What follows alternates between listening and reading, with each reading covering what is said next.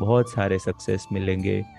तो बस यही था आज का ध्यान सेशन। अब बात करते हैं श्रीमद् भगवत गीता के प्रथम अध्याय की बात कर रहे थे, जिसपे हमने शुरू के कुछ श्लोक देखे। प्रथम अध्याय जो अर्जुन विषाद योग के नाम से जाना जाता है, उसके ऊपर बात कर रहे थे। उसमें स्टार्टिंग के जो श्लोक होते हैं उसमें दोनों सेनाएं किस तरीके से आमने सामने खड़ी हो गई है, और किस तरीके से जो है एक दूसरे सेनाओं के साथ में लड़ने के लिए रेडी हो गए, ये सभी बातें बताई गई है। तो उसके बाद में बात आती है शंखनाद की। बहुत सारे अलग अलग जो योद्धा है वो युद्ध को चालू करने के लिए जो है अपनी अपनी ओर से जो शंखनाद कर रहे हैं, उसके ऊपर कुछ बात कुछ श्लोक्स में कही गई है। तो हमने जो है 15 श्लोक तक देखा था। आज मैं 16वें श्लोक की बात करूंगा। तो श्रीमद् भगवत गीता के प्रथम अध्याय के 16वें श्लोक में बताया गया है, अनंत विजयम राजा कुंती पुत्रो युधिष्ठिर नकुल सहदेवश्च सुकोशमणि पुष्पको। मतलब कि कुंती पुत्र राजा दुर्योधन, राजा युधिष्ठिर ने अनंत विजय नामक और नकुल तथा सहदेव ने सुघोष और मणि पुष्पक नामक शंख बजाए। तो सभी जो भी योद्धा थे उनके पास अपने अपने तरीके के जो शंख थे, उन सभी ने शंखनाद से युद्ध प्रारंभ की घोषणा की।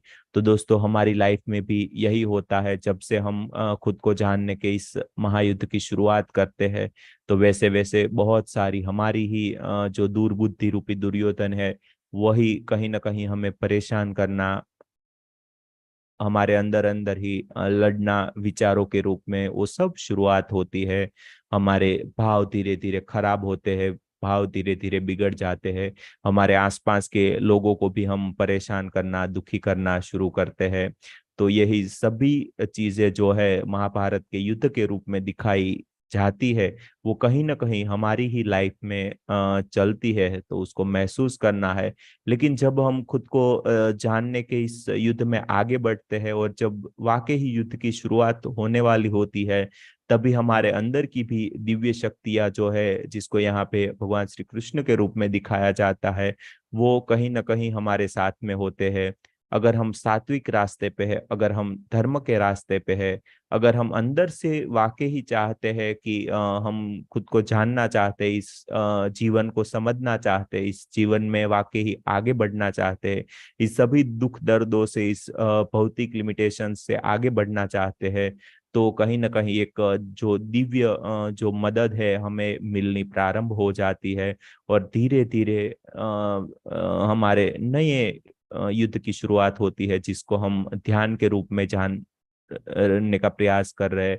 तो दोस्तों, ध्यान में भी यही होगा। शुरू शुरू में बहुत अच्छा ध्यान लगेगा, बहुत सारा मतलब अच्छा महसूस होगा। कभी कभी बुरा भी महसूस होता है, कभी कभी बहुत सारा दर्द महसूस होता है, दुख महसूस होता है। लेकिन इन सभी बातों से धीरे धीरे हमें आगे बढ़ना ही होगा, क्योंकि ये भौतिक लेवल पे जब तक हम है, तो द्वंद आएगा ही आएगा। कभी कभी शांति आएगी, कभी कभी अशांति आएगी, कभी कभी दुख आएगा, कभी कभी सुख आएगा।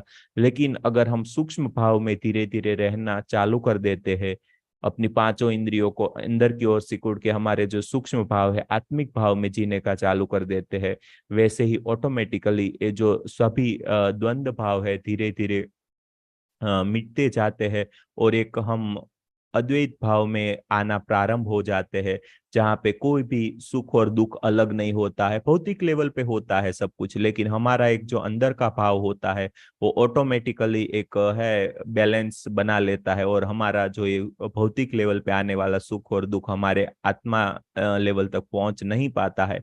तो बस यही करना है, सब कुछ महसूस करते हुए भी इनसे डिटैच रहना है, सब कुछ से अटैच होके भी डिटैच रहना सीखना है।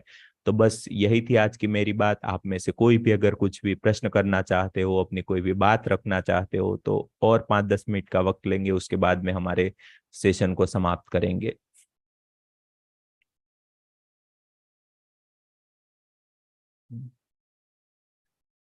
वैशाखी में बताइए कैसा रहा आज का ध्यान। नमस्ते सर। जी।